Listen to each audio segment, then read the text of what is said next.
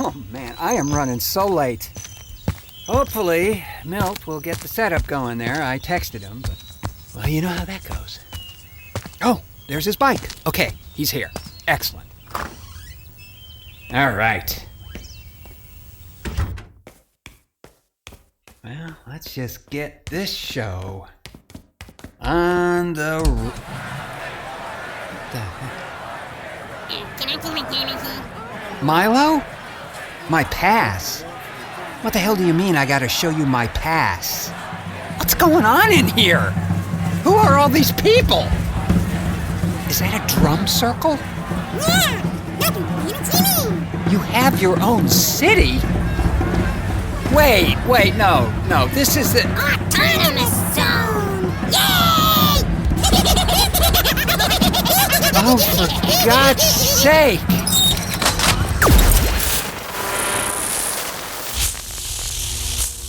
Fusebox.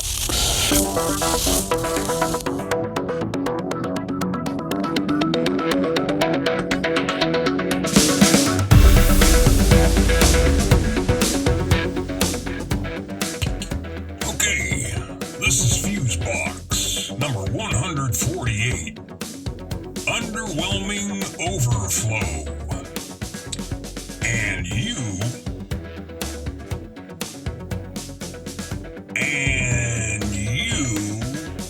are not fucking here. Hey, Rose, where the hell? Oh, I'm sorry. I'm sorry. It's a goddamn madhouse out there. Have you seen the diversion? You know, out front? Yeah, cool, huh? Oh, man. You know, I scored some great Maui Wowie from some gal out there. She had great drums. What? It's progress, man. Progress? Well, you know, it would just be nice to get to the kitchen without having to go through the tents and pop-up vegan grocery store. Although, you know what? They did have some nice-looking produce. Greetings, friends, and welcome in to this, the 148th edition of Fusebox, overwhelmingly entitled Underwhelming Overflow. And I'm your standing in line for a completely different show, host, Mark Rose, and over there, reading from the now time-worn pages of Steal This Book by Abby Hoffman, is the guardian of the graphic EQ, Milt Cates, everybody. Wow. Talk about flashbacks.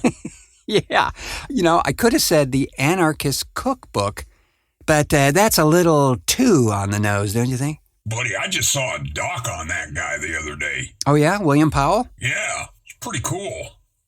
Kind of a sad story in many ways.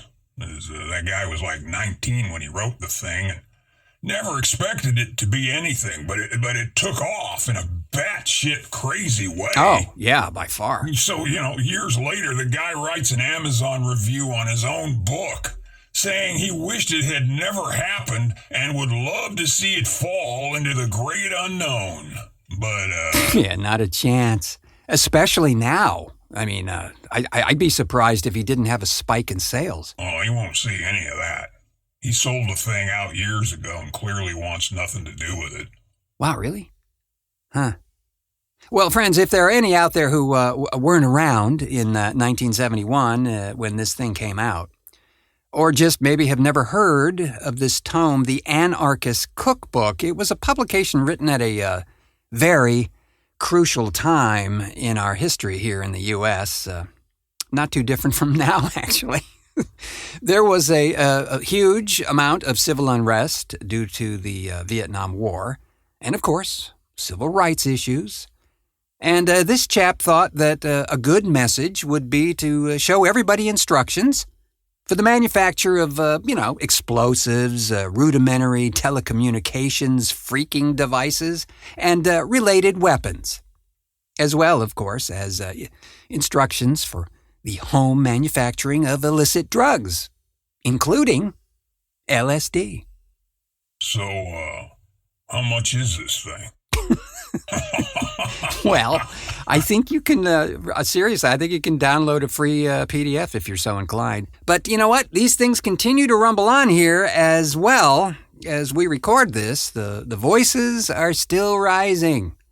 The marching continues, and the modern-day plague seems to be escalating as well. Well, big surprise there, right? I mean, with everybody out and shaking it up out there, it was bound to happen. The numbers are just going up on the cases of the vid. Yeah, and at the same time, the county in which we reside here in Portland, Oregon, has just now entered what's known as Phase 1 reopening, and we were the last holdout for that process, it would seem. Yeah, not a minute too soon either. Yeah, I need to get a haircut. You know what? It was starting to feel like the old band days, you know, with that long, annoying hair. Yeah, I saw those pictures, bro. Was it like down to your waist or something? Well, damn close. Yes. Those definitely were the days, you know, plugging into that fully padded edition of the custom 100-watt guitar amp. Custom with a K, right? You remember those. They had the naga hide padding all over it. It looked like a booth from a dive bar. Oh, yeah. How about those orange ones? Oh, well, those are still around, Milt. It's an amp made in England called, concretely, Orange. And is very bright orange. Yeah, those were the days. And speaking of vinyl albums, when we return and I find my lungs somewhere, I want to introduce you to a really interesting chap that I discovered by accident on the Tube of You, as that algorithm can, on occasion, actually be quite cool and uncover something of note. As well, we also have a Spotlight on Film segment on a series currently running on Amazon Prime that I highly recommend. Back in a flash. And somebody must have got to all three of them. I think it was the lousiest decision I ever saw in my life. TheFuseboxShow.com. Alrighty then. You know, they have their own security patrol out there in the kitchen now. You know? You go in Milo's autonomous zone. It's just out of control. I was getting a glass of water out there and some 7-foot-tall guy with a blue mohawk asked for my papers. What the hell? You know, someone out there told me they had a protection racket going, too. Yeah, nice drum circle you have there. Be a shame if something happened to it. Well, you know what? We're going to have a chat with those two, you know? Really. So, friends, if you've listened for a while to this program, and if that's you, may I commend your excellent taste? Mm-hmm. If you have, then you know my love of vinyl albums is, well... Come on, you hate them. Spill it, Rose. It's just, I'm not a big fan, okay? I know there is this resurgence lately, and many folks love the tactile nature of it, the big sleeves and the cool art and all that. And quite frankly, so do I. I actually miss that component. The days of getting lost in the artwork while listening to a disc side to side. But you see, I'm just not at all crazy about this here audio quality. Or should I say, the distortion. Better known as warmth that many point to. Or the fact that by playing the damn thing, you're slowly ruining it. But be that as it may, this is not going to be another tedious and flaccid rant on vinyl records. No, it's not. Relax. Back in the 1970s, when I was living in that place down there... That would be the F place, Florida. Yes, Mr. Keynes, you are correct. Back then, when I was actually fully immersed in this vinyl thing and hungry to know all I could about jazz by scouring from back issues of Downbeat magazine and the like, there was a local radio host named Vic Hall who had an incredible knowledge of recorded jazz. Who did it, who played on it, when it was recorded, and by who, and where, and the color of the shirt the engineer was wearing during the session. I learned so much from this guy. He sounded like the guy who would have done a show like this in the 1950s. Had that vocal texture that was really intriguing and had sort of a velvety tone and a very even delivery. It was just perfect for a program like that. So I, for one, got the super deluxe jazz education from Mr. Hall, and so I hope did many who were tuned in on Wednesday nights to WUSF in Tampa back then. All this to set up this delightful chap that I found via the serendipity of a YouTube algorithmic event. Yeah. So, I see in the window, you know that window that has a list of, well, you might also like this thing, that suggestion of theirs. So there's a picture of this guy, and he's holding up an album that I haven't thought about in years, one that I actually have in vinyl by a group called Magma. And this was a band from France formed by a drummer named Christian Vander. Now, their deal was that they created a whole new world, and they sang about this place in a language they created. Wait, what? They sing in another language, and it's only these folks who know what they're saying? Yup. And people buy this? Since 1969. Musically, it's like nothing you've ever heard. And I mean that in a good way. A very, very good way. And they're still at it to this day. I'd say it was firmly implanted in the prog rock school, but the chap holding up the cover of this album, he really intrigued me. I just wanted to know, all right, what the hell does he think of this? So, come to find out, he loves it and has every album they have ever produced. The chap's name is Dereck Higgins, and for him, this is not really extraordinary. He's an avid record collector, has thousands of vinyl albums and all different genres, and can speak about them with more than just a passing knowledge. Many of these record collectors, enthusiasts, whatever, are really in it for the collection aspect, and it's not really for the music as much. And there's guitar collectors who collect for the same purpose, investment, not playability. Well, Dereck here is in it for the music. He just happens to enjoy vinyl. Moreover, Dereck is a musician himself and has had a bit of success over the years, I understand. And he's about 64 and just as involved now in all of it as ever. So I found his YouTube channel. It's Dereck Vaughn, one word, and you spell that DereckVon. Yeah, that's the guy. Man, he's been doing this for like 10 years. Looks like almost daily too. Shit. Yeah, we'll link to his channel in the show notes, for sure. So I'm watching this guy. He's talking about Magma, and then he moves on to a few other evergreens of prog rock like PFM and Gentle Giant and King Crimson. And then, just as fast, come a slew of Japanese fusion folks from the 70s, of course, I have never heard of.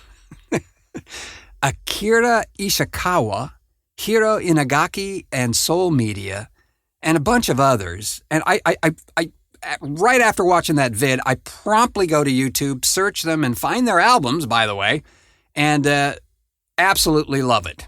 It's incredibly wonderful stuff, and you have to ask yourself, how the hell did I miss all this at that time? Now, clearly, a lot of these things were imports. They're not, distributed domestically too much.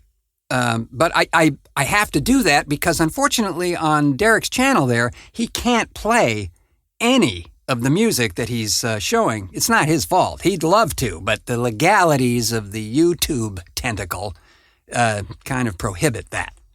But as soon as I listen to these folks, I'm hooked. So then I decided to look at some more of his posts, some more recent ones. And in his current shows, it becomes very clear that in addition to the record commentary, which he does expertly, Dereck reflects on the current state of affairs in our world with equal passion. He lives in Omaha, Nebraska, and as an African-American guy, he has experienced precisely and directly what the recent protests and civil disobedience are all addressing. And I gotta say, he suffers no fools in either the page's comment section area there or the channel itself. And he's often deleting folks who are clearly trolls and stating very clearly why he did it. As a matter of fact, he encourages a discourse when they can. I probably should mention that Mr. Higgins also has a background in mental health counseling, and it's clear from how he communicates with the audience that this is a very genuine chap who is uncompromising in his personal opinions, but very open to opposing views as well, as long as it's an intelligent conversation. But he's got very clear boundaries, especially when it comes to white folks telling him how he's supposed to feel about present-day things. Yeah, that's just a little crazy anyway. How the hell would we ever know what it's like to be a black person in the United Snakes of America? I mean, if we did, then we wouldn't have any of this shit happening now. Right. And then we could just continue raiding their cultural heritage and be completely guiltless. So, friends, I really, seriously, I recommend Dereck's channel for the education on many levels. It's become a morning ritual for me.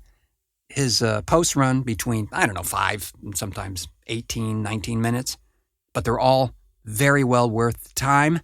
He's already introduced me to folks I've never heard of, and also a few I had heard of but were clueless as to what they were all about. And his observations are insightful, so check him out. He'll be listed there in the show notes as well. Yes, but also, while we're at it, here's another example of a force for good as we take a gander at a new series currently available on Amazon Prime.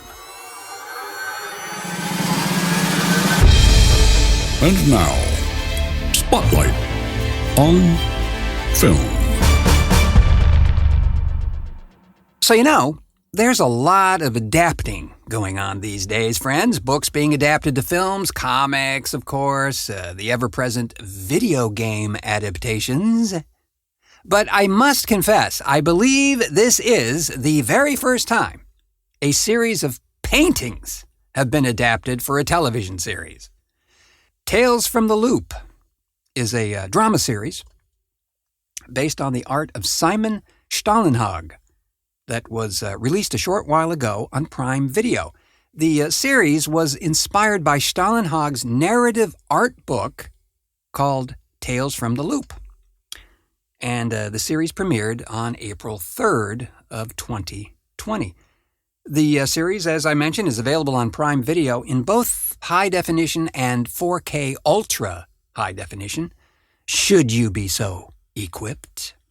Tales from the Loop explores the town and people who live above the loop, which is a machine built to unlock and explore the mysteries of the universe, making things possible that were previously relegated only to science fiction.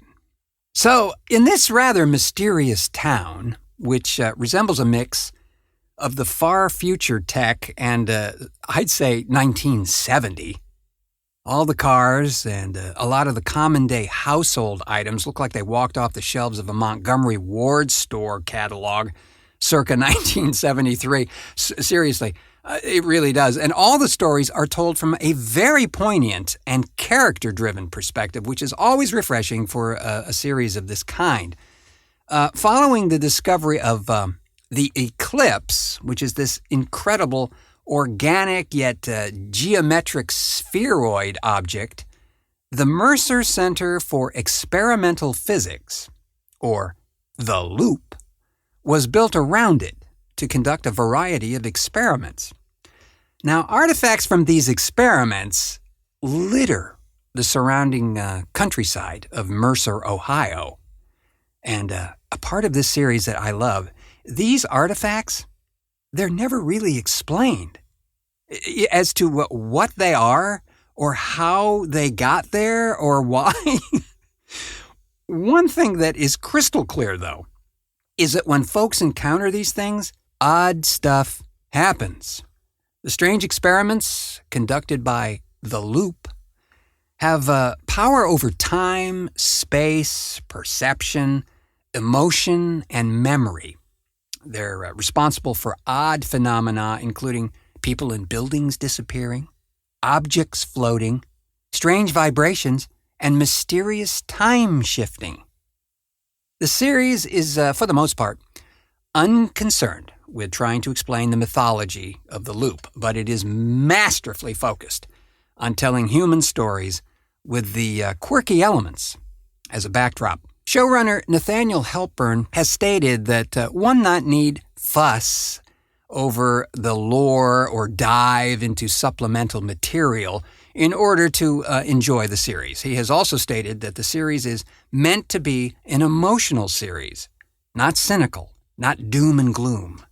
Tales from the Loop was released for 8 episodes for its first season. All episodes were written by series creator Nathaniel Halpern, although there have been a lot of reviews for the series that have described it as an anthology whose episodes could possibly be watched in any order. Showrunner Nathaniel Halpern stated in an interview that he feels describing the program as an anthology series puts an image in people's minds that's incorrect, and that the episodes should be watched in order, and I totally agree with that. And once you get in, you'll see why. Tales from the Loop author and series co-producer Simon Stahlenhag serves as a consultant for the series. He says what he was most excited to see in the adaptation was the close-ups of people's faces, as while he could write about characters and feelings and paint people, he can't paint close-ups. I can add, too, that the storytelling tone of this series is definitely a more than respectful nod to directors like Ingmar Bergman and Andrei Tarkovsky. And the other thing is that the pace of this thing is very deliberate and not flashy, or as I'm fond of saying, networky, giving you time to take this place in. And friends, you very much want to take this place in. The attention to detail in not only the performances, but capturing exactly the look and feel of Stahlenhag's art is utterly remarkable. Some great performances in this by Jane Alexander and Jonathan Pryce, as well as Rebecca Hall and M.J. Anthony. Everybody is really quite terrific in this thing. I don't think, in spite of some reviewers saying that the pace was a little bit slow for them, everybody's agreed that this is a masterfully done series and intriguing as hell. And I don't know. I'm always puzzled by the pacing issue, particularly in this country. A 15-frame cut is just too damn long for some people. They clearly have been conditioned to have the attention span of a fruit fly. Well worth your eyeballs, friends. And some of Stahlenhag's images are also linked in the show notes to give you a feel of the place. Highly recommended, folks. You have been listening to Spotlight on Film. So, Mr. Keynes, were you thrilled and amazed by the hordes of raving Trump fanatics in Tulsa? All 150 of them. Yeah. But the overflow. The overflow. Did I hear right? They were expecting, like, what, 1 million people? In his wettest of dreams. It appears that a bunch of very clever TikTok viewers and a large contingent of K-pop fans were registering for the rally as a prank, giving the impression that there was going to be a lot of folks wanting to go to this thing. Inspiring Orange Guy to say, as you probably have heard, and we're getting exact numbers out, but we're either close to or over 1 million people wanting to go. We have a 22,000-seat arena, but I think we're going to also take the convention hall next door, and that's going to hold 40,000. So we'll have 22,000 plus 40,000, which would mean that we'll have over 900,000 people that won't be able to go, but hopefully they'll be watching. But it's an amazing, nobody's ever heard of numbers like this. I think we're going to have a... And I just love how they position shots of that rally to make it look like it was quasi-packed. Until you get that rack focus shot, then it's just 35 guys from a work release program and some inflatable dolls in MAGA hats. Yeah, it's a massive turnout. Bigly huge. That had to be a high-quality cringe moment. Taking down that other outdoor stage, because the overflow just went undertow. I mean, the guy isn't looking well, All other stuff aside, I think he's falling apart. Maybe the insect died. Do you think the insect would have him? I mean... No, bro. Well, maybe if he drank some bleach, then we could shine like a high-intensity UV lamp at him to see. Yeah, seems to have a light drinking issue, too. Did you see that? Yeah, the two-hand save. Yeah, sad. It's almost hard to feel angry with the guy. Nah. And with that, we'll take our sheer lack of determination and scuttle sideways under the Barcalounger. But not before thanking our tireless contributors to this edition of Fusebox, Sabra May and Jeff Pollard. Thanks as always to the autonomous autocrat of audio, Milt Keynes, for technical assistance and such. An underwhelming pleasure as always. I'm so glad. Thanks as well to you all, friends, for pushing play on this edition of the show, for, as we know, what the hell would we be doing here without you? I'd be cleaning the gutters, I think. Yeah. May I suggest that you please make life one tick easier for yourself by clicking subscribe to this humble offering wherever you may have found this show, be it Apple Podcasts, Google Podcasts, Stitcher, iHeartRadio, or the very ONSUG itself at onsug.com. Maybe give us a few dozen stars, too, if available. That always helps our efforts here, friends. As does a trip to the Fusebox store, which I know now folks are taking the cue and going over there. You know how? By merely clicking down there in the show notes. Or you can go to the Fusebox page at the Fusebox Show at Facebook there, and clicking the Shop Now button, or at thefuseboxshow.com and clicking the Shopping tab. We've had a run on masks lately, and... I like the Nixon one. That may be coming, I don't know. The now required in many states cloth mask, emblazoned with perhaps the Fusebox logo and or assorted other designs lovingly created by our partner in audio crime over there, Jeff Pollard. I see interest there, and there shall be some new designs forthcoming, I'm going to assure you. So stay tuned for that info, as well as discounts, which are generally available all the time on select merchandise over there. So just go and have a carefree time of it, won't you? I hope so. So, friends, stay safe and continue to fight the good fight wherever you may be. And I have been your underwhelmed but overcharged just the same, host Mark Rose, saying, until our next cartoon.